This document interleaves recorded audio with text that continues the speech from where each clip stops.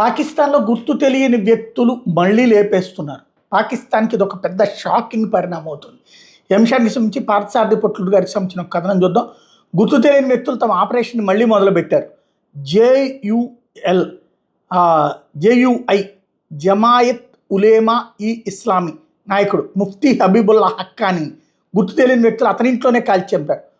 ముఫ్తీ హబీబుల్లా హక్కానీ అనేవాడు హఫీజ్ సయీద్కి ముఖ్యాన్ని చోటు కావడమే అతని హత్యకు కారణం. పాకిస్తాన్ ఖైబర్ పఖ్తూన్ఖ్వా ప్రావిన్స్లోని దిర్ జిల్లాలో ఉన్న బరవాల్ తాలూకాలో జేయుఐ నాయకుడు ముఫ్తీ హబీబుల్లా హక్కానీ అతని ఇంట్లోనే కాల్చి చంపారు గుర్తు తెలియని వ్యక్తులు. ఇంటి గేటును పగలగొట్టి గేటు దగ్గర నుండే కాల్పులు జరుపుతూ ఇంట్లోకి వెళ్ళి మరీ కాల్చి చంపారు గుర్తు తెలియని వ్యక్తులు. తన ప్రాణాలకు ముప్పు ఉందని ముఫ్తీ హబీబుల్లా హక్కానీ ఇద్దరు అనుచరుని గన్స్తో కాపలా పెట్టుకున్న వాళ్ళు లేని సమయం చూసి మరీ దాడి చేసి చంపారు గుర్తు తెలియని వ్యక్తులు. ఈ ముఫ్తీ హబీబుల్లాకి సంబంధించి హక్కానీని హత్య తమదే అని ఏ గ్రూపు కూడా ప్రకటించలేదు ఇంతవరకు.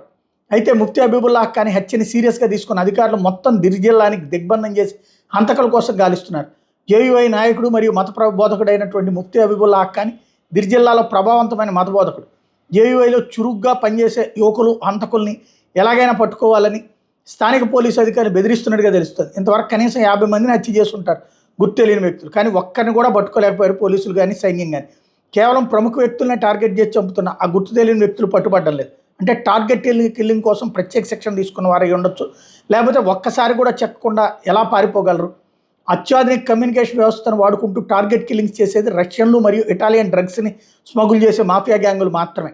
టార్గెట్ ఒంటరిగా సెక్యూరిటీ లేకుండా ఉన్నాడని ఇన్ఫర్మేషన్ ఇచ్చేది ఒకరైతే హత్య చేసేది ఇంకొకరు, మరియు హంతకులను ఆ ప్రదేశాన్ని వేగంగా తప్పించేది ఇంకొకరు. ఇలా పక్కా కోఆర్డినేటెడ్గా పూర్తి చేసేది డ్రగ్స్ మాఫియా మాత్రం.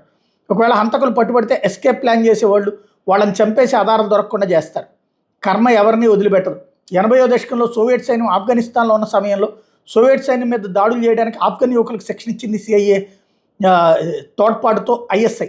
సిఐఏ ఆఫ్ఘన్ యువకులకి ఇవ్వమని లక్షల కొద్ది డాలర్లు ఐఎస్ఐకి ఇస్తే ఆ డాలర్లను వాళ్ళకి ఇవ్వకుండా ఐఎస్ఐ గంజాయిని అంతర్జాతీయ మార్కెట్ అమ్మి డాలర్లను ఎలా సంపాదించుకోవచ్చో నేర్పించి ఆఫ్ఘన్ యువకులకి నేర్పించింది. అది ఇప్పటికీ కొనసాగుతూనే ఉంది. మొదట ముజాహిదీన్ పేరుతో సోవియట్ సైన్యం మీద దాడులు చేయడానికి ఒక సంస్థను సృష్టించింది ఐఎస్ఐ. సోవియట్ సైన్యం వెనక్కి వెళ్ళిపోయాక ముజాహిదీన్ పేరు మార్చుకుని తాలిబాన్ అయింది. కేపీకే ఆఫ్ఘనిస్తాన్ సరిహద్దు ప్రావిన్స్ కాబట్టి హంతకులు సరిహద్దు దాటి వెళ్ళిపోయి ఉంటారు. ఐఎస్ఐ ఏజెంట్లను చంపేస్తున్న హంతకులను ఎందుకు పట్టుకోలేకపోతున్నా అనే ప్రశ్నకి జవాబు ఉంది. అది ఐఎస్ఐ ఇచ్చిన శిక్షణ కాబట్టి. ఐఎస్ఐ ఎలా పనిచేస్తుందో సదరు హంతకులకి బాగా తెలుసు. సిఐఏ హస్తం కూడా ఉండొచ్చు, ఎందుకంటే ఇప్పటి వరకు ఒక్క బుల్లెట్ కూడా గురి తప్పలేదు. అంటే హంతకులు అత్యాధునిక ఆయుధాలతో పాటు శాటిలైట్ ఫోన్ కూడా వాడుతుండొచ్చు. అందుకే మొబైల్ నెట్వర్క్ని టెంపరీగా ఆపేసి సెట్ చేస్తున్నా దొరకడం లేదు. 2017 వరకు ఐఎస్ఐ అనేది టాప్ 10 స్పై ఏజెన్సీల లిస్టులో మొసాద్, సిఐఏల తర్వాత 3వ స్థానంలో ఉన్నట్టు పెయిడ్ ఆర్టికల్స్ రాయించుకున్న పాకిస్తాన్ గత 5 ఏళ్లుగా టాప్ 10 లిస్టులో కనిపించడం లేదు. డాలర్ల కొరత అయి ఉండొచ్చు. చివరికి తన దేశంలో తన రక్షణలో ఉన్న వాళ్ళనే కాపాడుకోలేకపోతుంటే డాలర్లు ఇచ్చిన ఎవరు రాస్తారు? బెలూచిస్తాన్లో ఉన్న సహజ వనరులు చైనా వాడకుండా ట్రంప్ పావులు కదుపుతున్నాడు.